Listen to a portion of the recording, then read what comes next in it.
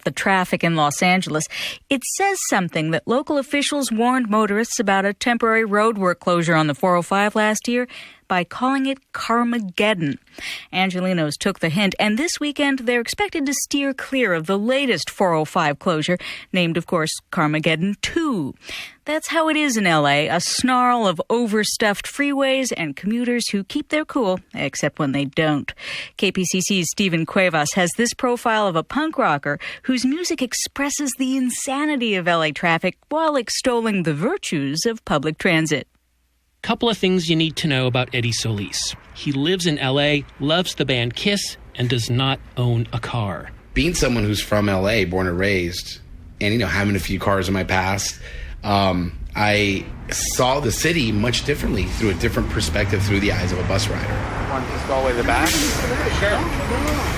Line 18, Wilshire, Western Station. Just steps from the front door of his home, across the street from a tortilla factory in LA's Boyle Heights neighborhood, Solis catches a bus that connects him with the city's subway and the commuter train he catches to his day job at an indie record label in Hollywood. It just opened me up to little neighborhoods, galleries, clubs, bars, just everything. Just seeing what's out there, little pockets of the city. Solis's journeys aboard LA buses and subway cars informs a lot of the material on The New Los Angeles Part 1, Through the Eyes of a Bus Rider, the latest release by the singer-guitarist band It's Casual.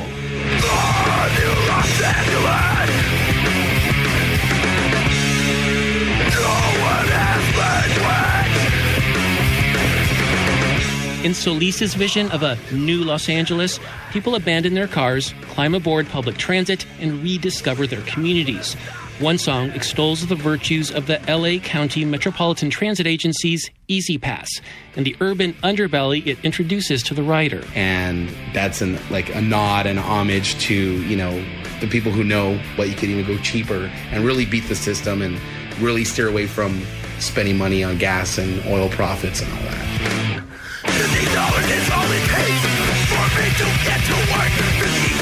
Is all it takes for me to witness racial tension, for me to witness illegal aliens. It's not to paint a negative picture, it's just my perspective of what is seen. Easy pass.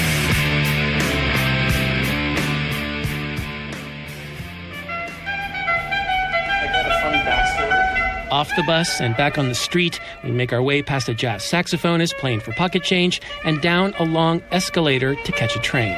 So, where are we now? We're at the Red Line station, the Pershing Square station in downtown LA. And what's our destination? We're going to go downstairs another tier, and about 5 minutes we're going to get on the Red Line going northbound. Okay, yeah. Let's go. The Metro Red Line snakes from North Hollywood to downtown Los Angeles. It's the train that inspired It's Casual's signature tune and spawned a viral internet video. It was partly filmed late at night on a moving train as it hurtles from station to station. Solis thrashes away on his guitar and barks the lyrics, which celebrate the Red Line and call out the congested freeways that coil around Los Angeles. Este es un tren del Metro Red Line a North Hollywood. The 210, the 605, the freeways are not so nice. The I-5, the 210, the freeways are not so nice. The thread that comes out of the record that ties everyone together is just be alive. Don't be a victim of having a car.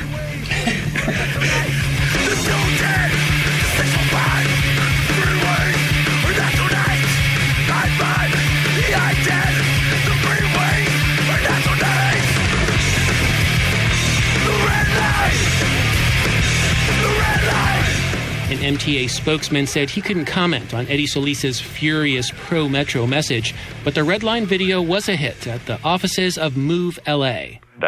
Eddie's done a good job. Thank you, Eddie. It's the public transportation advocacy group headed by former Santa Monica Mayor Denny Zane. He liked the juxtaposition of Solis blissfully riding LA public transit in one scene with scenes of the band raging against those notorious freeway jams. Eddie is all frantic when he talks about highways and so mellow when he's grooving on a skateboard and on the bus and on the Red Line.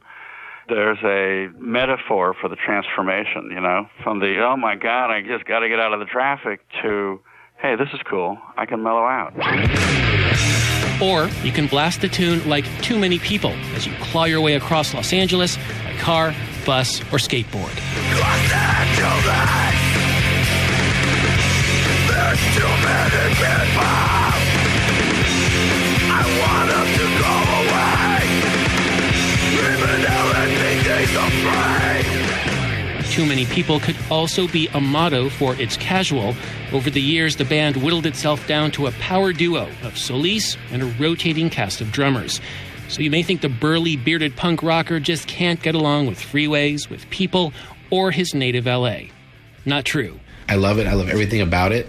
I've traveled throughout the U.S. many times, and I could never look forward enough to coming back. The weather, the different cultures, the landscape. I was just like, you know what? Now I know everyone moves to L.A.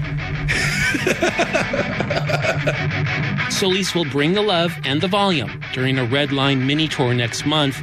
It's Casual will play a different venue within walking distance of several Red Line metro stops from Union Station to West Hollywood. For the California Report, I'm Stephen Cuevas.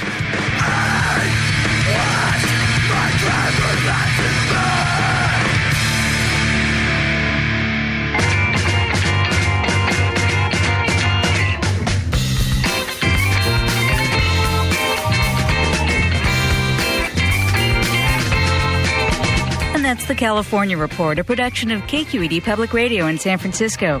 Our director this week is Nina Thorson. Seal Muller is our technical producer. We had additional engineering from Danny Bringer and Howard Gelman. Thanks to Hank Hadley at KCBX.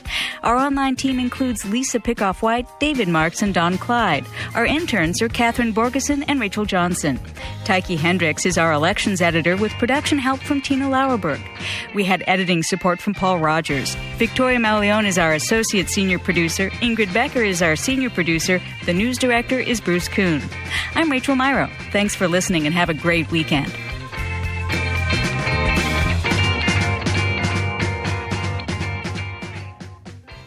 This is the California Report. Funds for the California Report are provided by the James Irvine Foundation, expanding opportunity for the people of California and supporting the California Report since its premiere in 1995.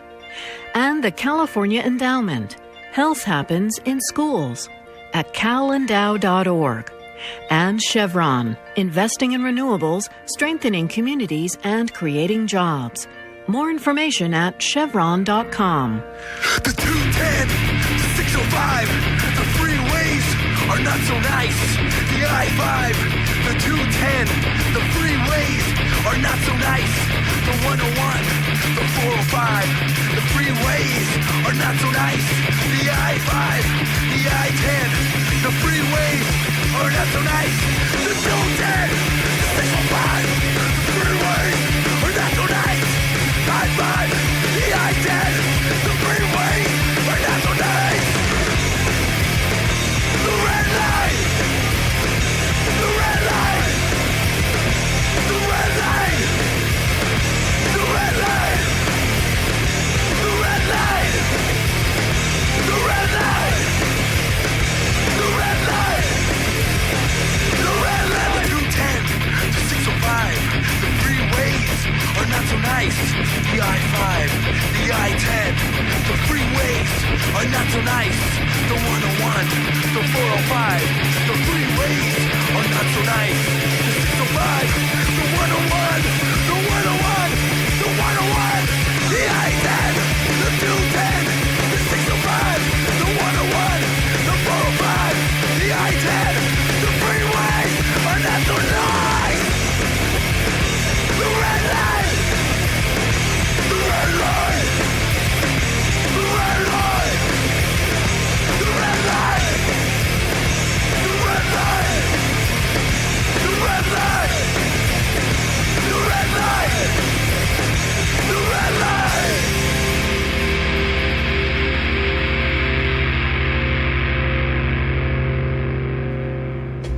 Welcome to episode 107 of Los Angeles Nista. I am your creator, producer, and host, Edward Solis, and this is an official NAMM preview. And I'm on a mission to explain and articulate to all the people around the world that NAMM is more than just standing in line and getting Gene Simmons' autograph. It's about there's a lot of work that people put into it that are components to keeping their business moving forward. And it's a huge thing for a lot of people. And, I thought about who am I going to bring in? And I thought Joe Mora would be the perfect person because you represent like the 360 degree involvement of NAMM because you play in a band called House of Broken Promises. Yes. You're bass player. Yes. And vocalist. So you're professionally playing and touring. You teach or have taught. Yes. Mm-hmm. You've teched for guys like in Weezer, stuff like House that. Band of Horses. Exactly. Trey Songs, yes. And we'll get into all that detail. And you're involved in Padrini's Music in La Crescenta, which is a music retailer. And NAMM stands for National Association of Music Merchants. Correct? Yep. Now, you brought two special guests. I'm really excited. Why don't you introduce them? These people rule. It is my lovely mother, Diane Mora. How and are you, my Diane? super athletic dad, who's 80, by the way. What? I'm going to be 81 coming up, yeah. Hold he's on. actually a senior Olympian. I'm just going to put it out there. Gold medals, just benched 150. Wow. I got to interrupt really quick. Yes. You're 80. I don't know what it is about the water back in the day. I just had the owner of El Cholo restaurant in. Oh, okay. 90. And you guys are just full of energy. He's an old school Pachuco from Boyle Heights. Well, we got to bring him on by himself. I live in Boyle Heights, and this show's about L.A. So that's why I was telling him, But This is nonetheless, so cool. my mom and my dad. Manny, That's me. pleasure. It's a pleasure to meet you. Thank you for coming in. My pleasure to be here. It's the first time for me, so I don't know what's going on. Well, people around the world are watching and listening. So, But speaking of Pachucas, I'll bring. You got to wait till I bring my 32-inch pants and 16 bottoms with a chain. Let's do He's it. got the zoot suit outfit. No, I mean, I take that stuff very This is all in serious. jest. All in jest. Okay, so let's get into, as stated, we're going to cover, touring musician. Yes. Retail. We're going to cover, tech work and teaching, all NAMM related. Yes. Now let's start with retail. Padrini's Music. Yes. Why don't we talk to Manny and Diane here?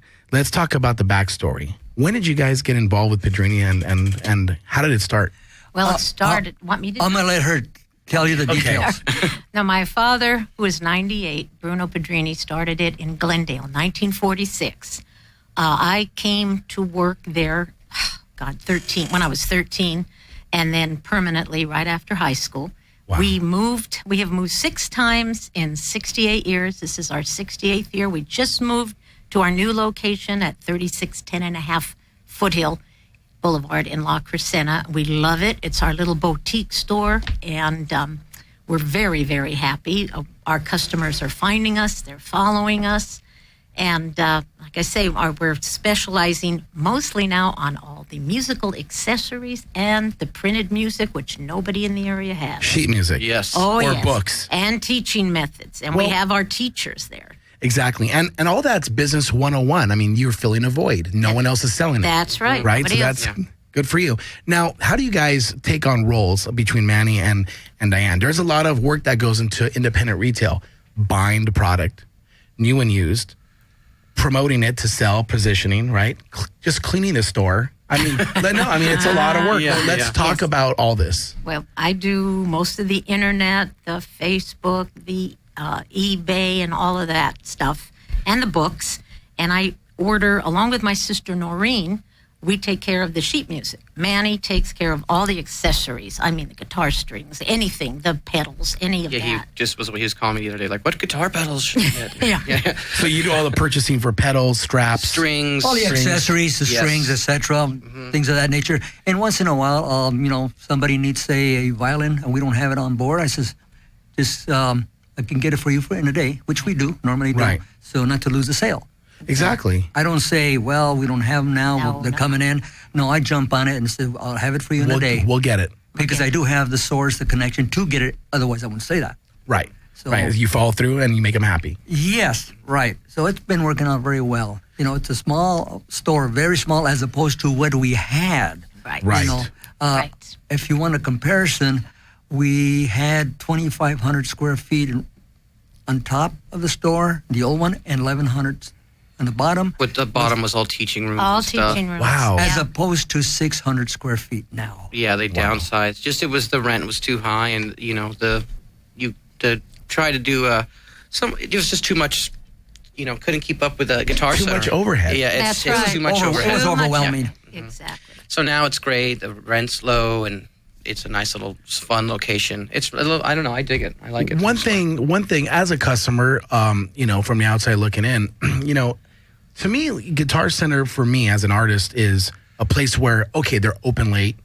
You go get something like if you need it, like on a gig night, more or less. Yeah. That's my Home Depot for musicians. That's my involvement, more or less with that chain. Personally, I think they're great.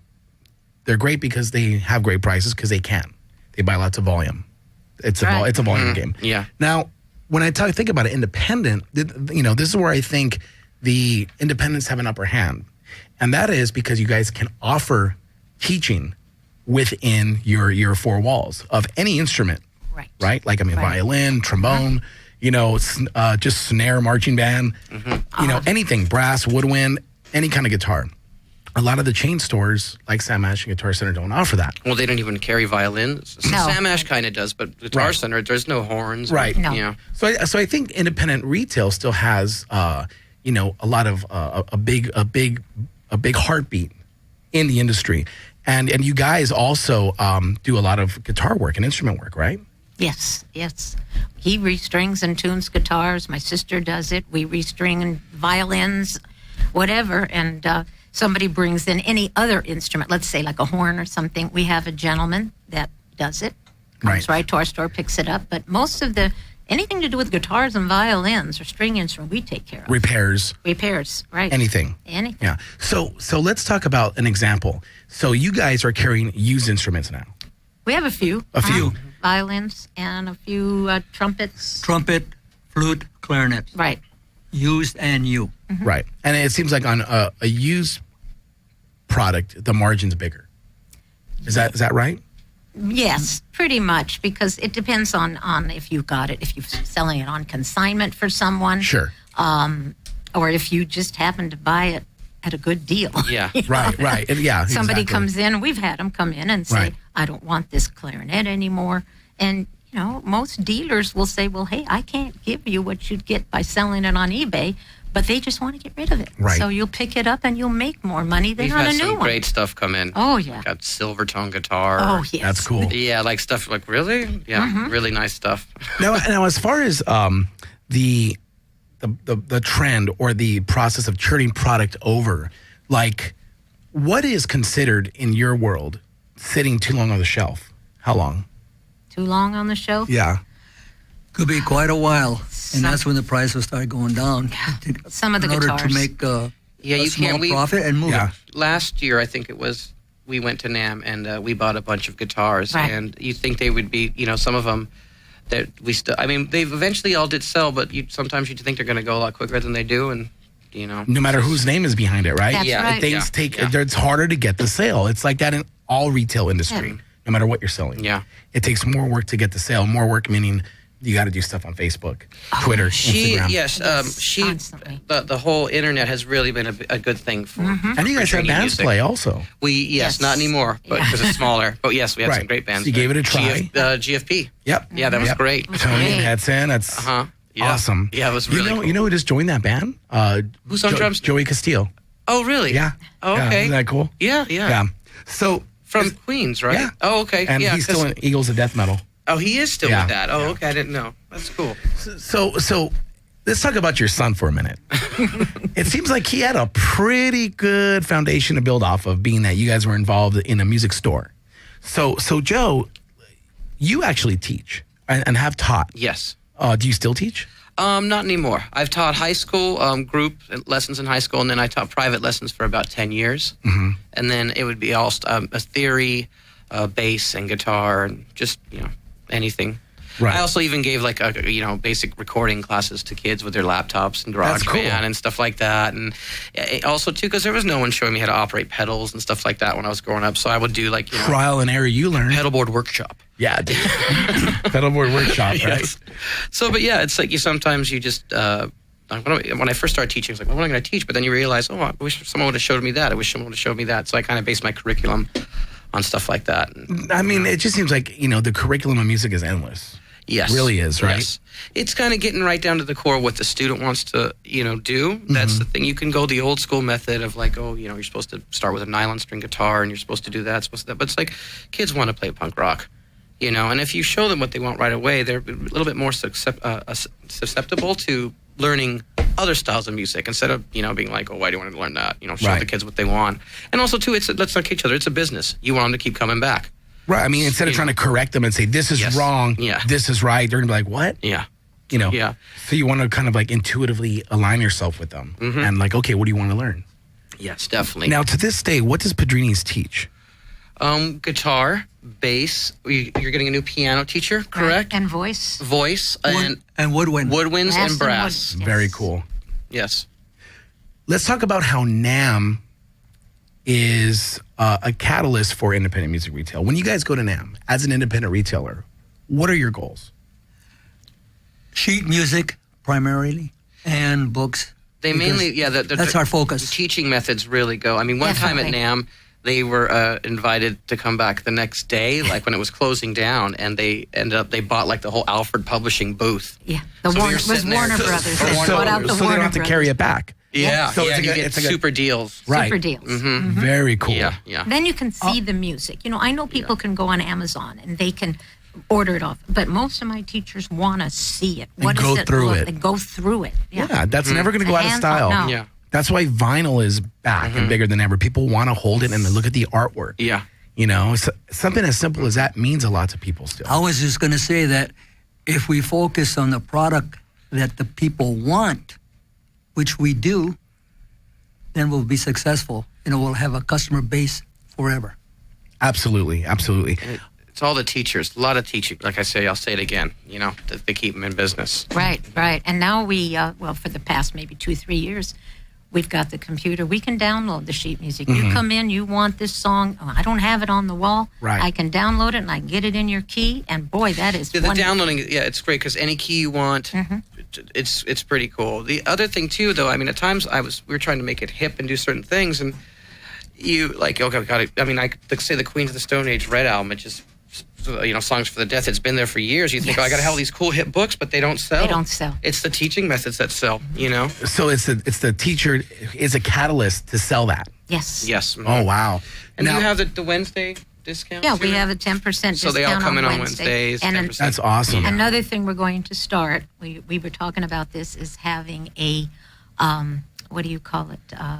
When you go and have the drinks for free. Happy hour. Happy hour. Yeah, a mixer. No, happy hour. Right. And maybe from 5 to 7, because we are open late, have an additional discount. Or maybe 5 to 7, buy one set of strings, get one free. This is something in the making. So kind of a real intuitive thing. Like I've liked doing this week. Yes. Not always the same. Right. And then we have a email base of at least 600-700 people. That's pretty good. And we just put it out there. That's really good. So when you go to NAMM, do you guys actually write orders and purchase? Yes. Oh, I'm bringing one in. He's got one in for us. If you go to, it's like you have to get the orders in at certain times. They offer so many, there's NAMM show specials, they call Of course. That's the point of going, right? Yes, you go there.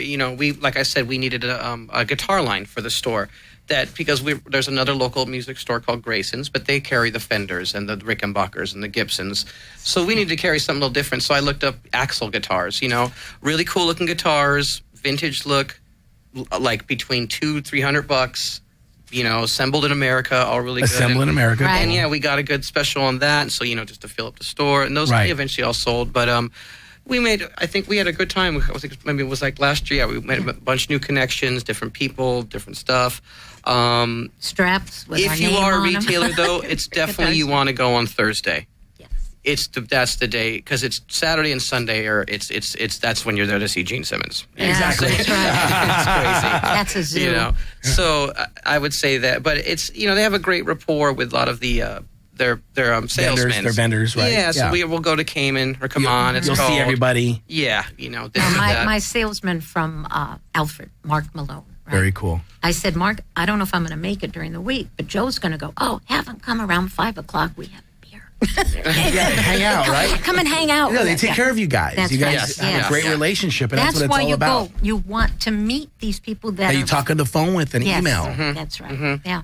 That's really great. Now, I have a clear picture of how NAM is helpful to retailers. Now, how is it helpful to a teacher, Joe? I mean, when NAM comes around, through the eyes of a teacher, okay, how do you use it to progress your teaching? Like, is it the tools they offer? I think of several reasons, I would say. It's just, I mean, for me, it's inspiring because there's just, it's like you're like a kid in a candy store. Meeting new people, yeah. gear. For teaching, and also inspiring because you're seeing these players. Like, you'll walk around the corner and that's Stevie Wonder just killing it on, Right. Like, and so a lot of the musicians that perform, it's some of the best players in the world. So you see that. I've taken students to NAMM show to get them excited as well. Yes, that I usually always would do. Michael, come, check this out. That's cool, man. And they really get amped, and it's just more inspiring. You want to play music and this and that. And it used to be a lot more freebies in the 90s. I remember. Yeah. So, a lot of picks and stuff like that. For when it comes to teaching, there's depending on what product there is. If there's something new or cool, like, oh, that'd be kind of, some products are kind of like, oh, that would be cool. Some, no, I remember there was a guitar called the Fret Light, and it had like like LED lights on the guitar that would light up, press what scale it is. So some things like that are cool, some are not. But there's just gadgetry. Yeah. So little things like that you could see. So it's inspirational as a teacher. Yes. Now, let's talk about your pathway or your path you've built for yourself as a professional tech. Mm-hmm. You've worked with Weezer. You've texted them. What? Band of Horses. Yeah, System of a Down. At one point, it was like a one-off. And Trey Songz is my main gig. I'm the chief backline tech. That's for you, Trey right? Songz. Yes. Yeah. So that's drums. Yes. Guitar, I bass. just say chief backline because I'm the only guy, so I get to say I'm the chief. You are the chief. Right. So as far as or El Capitan. Yes. Yeah. So it's great. You get in, and this will kind of cross over into the artist thing too. But basically, you start. You're like, hey, I'm the guy who works for this guy, and usually they want that guy to play their stuff. So you're kind of a middleman. Yeah. So you have a connection with them. Yes. Exactly. Yeah, and then it gets into the fact of because you're working on stuff. So the different gadgetry once again that they have for like changing strings and any type of tools for working on the guitar, stuff like that. But you also meet a lot of other techs as well. Do you see, hey, that guy, this guy? And if you align yourself with those guys properly, yes, that leads to more work. Yes, yeah. Exactly. So it's really all connected.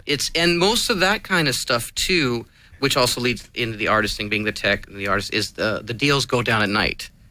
Exactly. At the parties and stuff like that. That's where you're really going to kind of, Yeah, in the hotel rooms. It's super networking. So, they have those mixers in the hotel rooms and free drinks, and someone's playing acoustic, some huge artist, and they're like, you know what? You should try this product. Give me your address. I'll send you 10 of them. Mm-hmm. And then that's how it's done. Yep, totally. So let's talk about your music.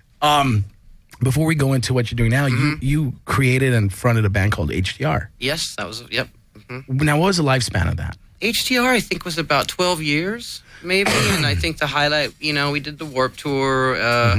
Opening for Bad Religion was awesome. We did a whole House of Blues run with them. And I remember that, yeah. Then the biggest thing was our video was done by Rick Kosick, who did your video as well.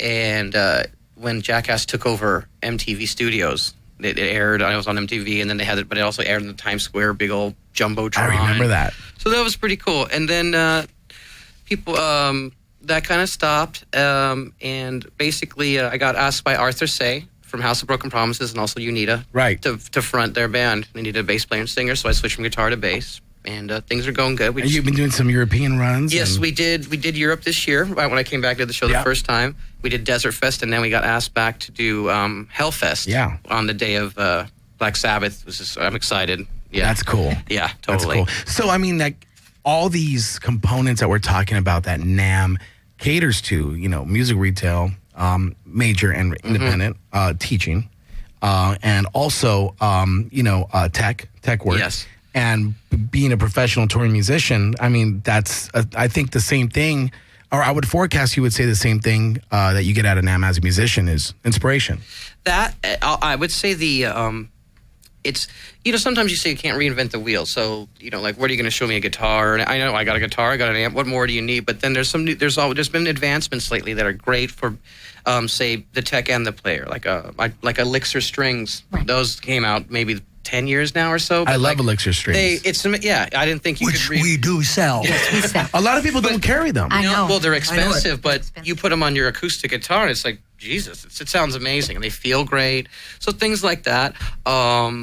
The going around and just kind of seeing totally what's new in certain aspects, especially now with all the computer software. That's a whole nother gamut. That's kind of crazy. All the different stuff like that. And then recently, since the turntablism has gotten so popular, just like Hubert will be there, and right, they have different genres and stuff like that. Yeah, it's a bigger spectrum now, huh? Because of just the covers of home recording. And I guess too, just to give the listeners an idea, imagine, I guess it's like 5 football fields filled with equipment, I would say, because it's like building A, B, C, and D. Right. And it's just, I used to go when it was an LA convention center. Oh, yeah. Remember that? Yeah, for like a couple years or so. Yeah. That's when I started going. I was in the 90s, right? Yep. Mid-90s, 96. Yeah. And then I remember they built the new convention center in Anaheim. Yes. Yeah, they redid it finally. Yeah. And it's huge. But there's like you see trends at NAMM too, which are interesting. Like the ukulele trend. That's really. Oh yes. Oh my God, yeah. That's the new hip thing. So the more manufacturers are making it? Oh, I think it's building E. You'll walk down, and it's just the one below D, if you know what I'm saying, at the convention center. But anyways, you walk in, just tons of ukuleles. That's like the new hip thing. You'll see a lot of different... a lot more. I'm seeing a lot more luthiers, custom guitar companies coming up on their own. Like we had ASG in here. Yeah. Guitars. Yeah, and there's an association of all these guys that got together. Yeah. They all make guitars on their own. Like Fano is a guitar company, but they all are under like one kind of umbrella. Yeah. Like on this show, we unveiled the Motorhead guitar. Which was cool. That's awesome. And at NAMM, they're going to be unveiling the Anthrax guitar. Okay. So there's a lot of those really small boutique companies that do that sort of thing. So let's talk about actual I have a music teaching question for you. Okay, so no matter how good the teacher is, I mean, if he's teaching, he's probably going to have to really be able to scale it down for the entry level person. Like this is how you finger That was when I first started teaching. That was the weirdest thing to kind of think about. Like, how do I start this? Like, and you just assume they know nothing at all. Right. And that's the easiest thing. So it takes a lot of brain power. Yeah. It had to be like getting the curriculum together was a little at first was kind of okay. How am I going to do this? And then basically, you realize okay, well, start with because you could say like it's the tuning peg or all the little parts on the guitar. They don't know what you're talking about when you say. Some people don't know what frets are and. Some people they hold the guitar like upside down. They, like really, like how? Like one grabbed it once and it was just all. I was like, really? What? So I was like, okay. So you'd assume they know nothing, and then basically what I would do, I just start with naming off like, okay, we're going to go over the parts of the guitar. This is the body, the neck, and so that's you very get entry level. Yeah, like, you get into a history of it. You want to know what your instrument's called, what the things on it are called. Down to say if you have a Strat, you have the pickup selector on the Strat and how each one works for each pickup and stuff like that, and the fundamentals. Yes, and then I really just like to talk to the student a lot too, because you're dealing with a different person. I've taught the bully, I've taught the jock, I've taught the cheerleader, I've taught the nerd, I've taught the metalhead, I've taught and each person really has their own. Yeah, and a lot of the times though too, it's I remember one time some mom that I was teaching her kid, she was like, I took him out of therapy. Thanks. Because they'll come in and start telling your problems, and it's like you could tell the kid's sad or mopey, like what's wrong, and we're going to fight today, and it's a whole kind of like counselor thing where I didn't think I'd be put in that position. But that's what it is. So it was cool though, in certain times like that. But you see some cool things, and also too, I never wanted to come across as bitter punk rock guy. One of the coolest things ever was I had this kid come in all into like Blink and Rancid and Sum 41 and all those bands. The C kind of punk bands, if you will. Well, B, Blink, maybe a B, but McPunk I like to call it. It's not Black Flag. Who are we kidding? And so I could easily be like, that stuff sucks. Listen to Black Flag. Right. But I don't. And so before you know it, this one kid, was into that, but then I showed him how to play slide guitar, and before you know it, he's like playing, his whole gamut changed. Full slide guitar, blues, and more susceptible to listening to Black Flag and stuff like that. And it was kind of interesting to watch the change by not being like, oh, that sucks, that sucks. Yeah, give them a chance to figure out what they like, and then they're way more susceptible to. Well, that's, that's kind of Buddhist a little. Like, you're just like being open, Trying, yeah. And just being really like, not so rigid, just being intuitive and like letting him have his space. I'm the farthest thing from a football coach when it comes to teaching. Right. And then you get some students where I remember one point being like, it ain't going to get, not to be like conceited or something. I was like, it's not going to get cooler than this. I'm showing you how to play the Dead Kennedys, exactly what you wanted. You're not putting in the time. You get to that point, and I've even said to someone, I'll keep teaching you. I need the money.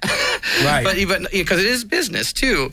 But, it's like some kids they're just, you can tell that they're just not into it, But then you get the ones that are, and you just watch them excel. Like one of my favorite, I always talk about, I played him on the shows, Cody Farwell's his name, but he goes by Snorlax, Team Supreme. But yeah, he's actually sponsored by Ableton, and he played at the NAMM show. Cool. And I was one of the kids that I brought when he was like 13. He's now 26 or so, and yeah, it was cool. That's a good feeling. Yeah, it's like, all right, cool. He's doing really good. That's awesome. So, and performing at NAMM show is fun too. I've got to do that a few times inside. Oh, with where? With HDR, we played inside the NAMM show. We were sponsored by Switch Guitars, actually, and they had us play inside. So that was kind of cool. Oh, that's awesome. Yeah, definitely. That was fun. That's really cool. So as far as going back to the retail end of things, what would you say your store offers that major chains don't? Sheet music, printed music, and all the accessories.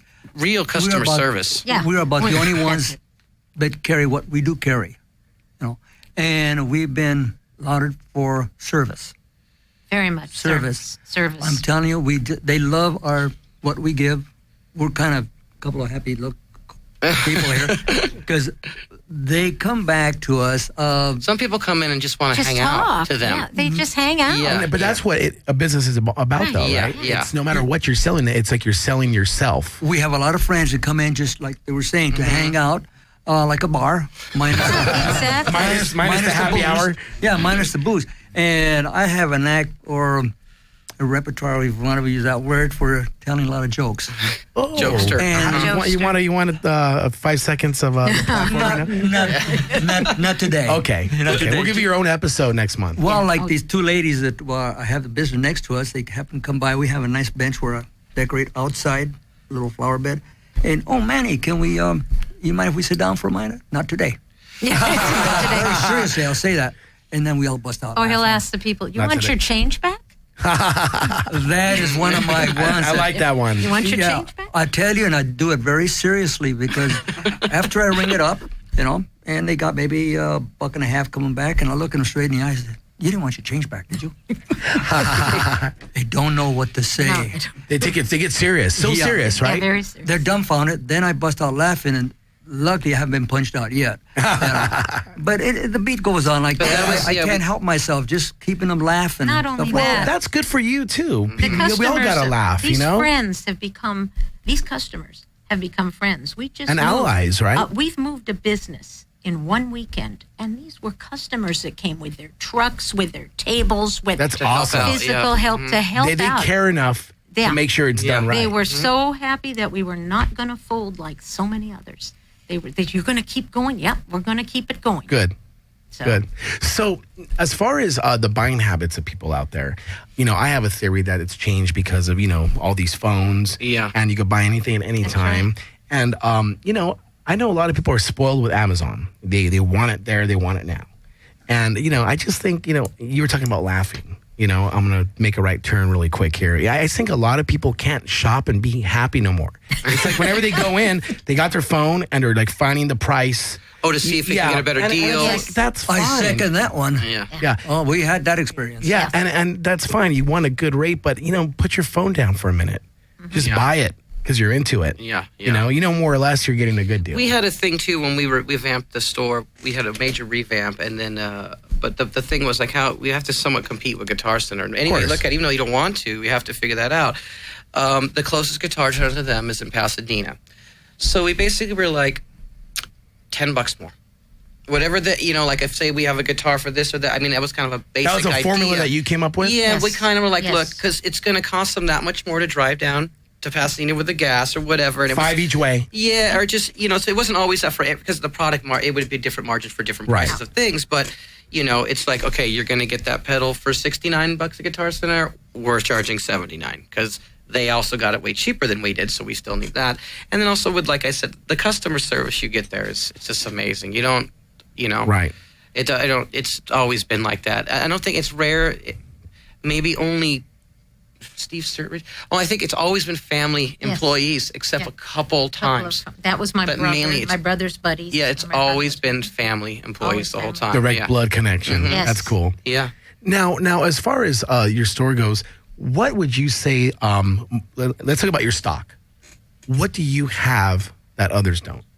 Besides sheet music and accessories. I mean, there's like instruments. It's a 7. We always used to call it's a it variation like a 7-Eleven for musicians. Right, that's it. Because it's like, what they have that no one has? Jaw harps. Mm-hmm. Stuff like that. Kazoos. A bassoon seat musical spoons. Melodicas. Yes. Yeah. Musical spoons? Yeah. Musical.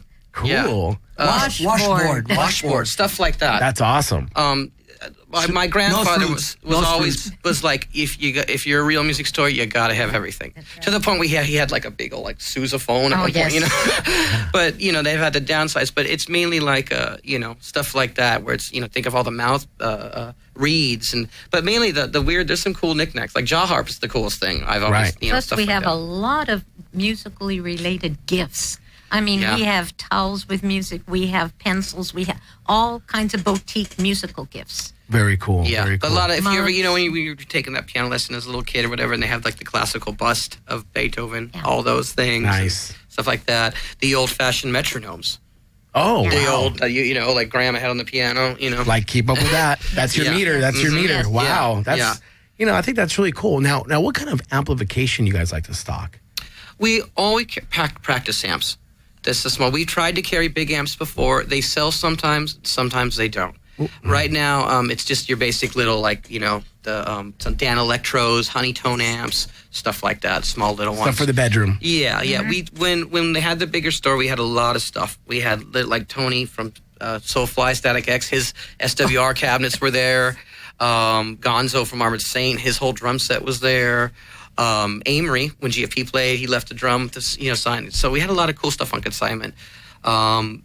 Crate amps, crate tube amps. We had a full PV bass stack rig, but it's just no room. Yeah, no room right now, and it's like the people can get it cheaper, the bigger amps and stuff at Guitar Center. So we had to really kind of pick and choose on like that. So it's mainly cool. Have some nice guitars, but we have a we have a Gibson and some cool Fenders, but. Never keyboards. We never really sold keyboards either. Speaking about guitars, what we sell the most in guitars are the cheapies. $59, $69, $79 guitars. Entry level for your kid. And they're classical guitars. But they are. Stuff like for student lessons. And they go out a lot of people go that route. We Yeah. sell a lot of them. Yeah. The others that are a little bit more expensive, they hang in there for a while, but eventually somebody will come by. Her dad used to always say, don't worry, you got that product that hasn't been moved. One day, someone will buy it. And that is and so you'll make true. that margin. That's right. And that's so true. That's so true. But we, it's just a small accessories that we sell. And I keep being redundant about the sheet music, but that is the focal of our selling. Well, you know your business better than anybody else. And she is so great on the computer. She's become an expert as far as selling things. When things were going pretty bad, negatively speaking, the rent was high. Economy, and the recession, whole thing. Yeah, it was bad. I had 30 She- students, and it went down to 10. Yes. That was a bad. translation of the economy. Yeah, she went down. She started online as far as She's mainly eBay. been on the computer maybe for just 5 years now. I mean, with She's computer, an expert. Yeah, she's got it down with the eBay. And that's how we doing made it. some money through eBay and Craig's. And we had some people come in that were on tour. You never think, because it's the computer's new to them. We're talking a business that started in 1946. So just to be online and selling that way and to try to keep up with the times, it's them two. That's it. There's no one else, so it's marketing and them. It's all on them. But I mean, she's the brains. I had a drum set. Yeah, I so had a drum set on consignment. And came from Israel. Israel. They were on tour. And they bought it. Oh, yeah. It was like, maybe it was like $120 or something. It was 4 or 5 pieces, but it was used. They were thrilled. They bought it. And they were a great band. They're from Israel. Yeah. That's awesome. Yeah. But it's cool. You know, they always had like a lot of cool people in the area always become an artist and stuff. Like even Billy Ray Cyrus came in. He gets his guitar fixed there. I restrung his guitar. Yeah. And he's like, it's cool. He's like, this is before Hannah got all crazy and blew up. She was still Hannah. She wasn't crazy. Hannah. But she was Hannah. She wasn't crazy. Hannah. Yeah, she's Miley Cyrus. Yeah, because they lived in La Cañada or so, and he came in, all text, I just, like look at the mom and pop stores, get my guitars fixed. And I thought that was He's totally cool like that. Yeah, he brings the guitar himself. Low maintenance dude. Yeah, not like here's my tech, bringing it in. My tech's bringing in 4 guitars, make sure they're done by tomorrow. Yeah, totally. Because that's how guys do it. That's pretty rad. That was cool. Yeah, that's very cool. Well, I want to thank all of you. Thank you for having us. For being a part of Los Angeles Nista episode 107, our first NAMM preview. And we'll talk to you soon. It's been our pleasure. Thank you so much. Thank you, Eddie. Love your work.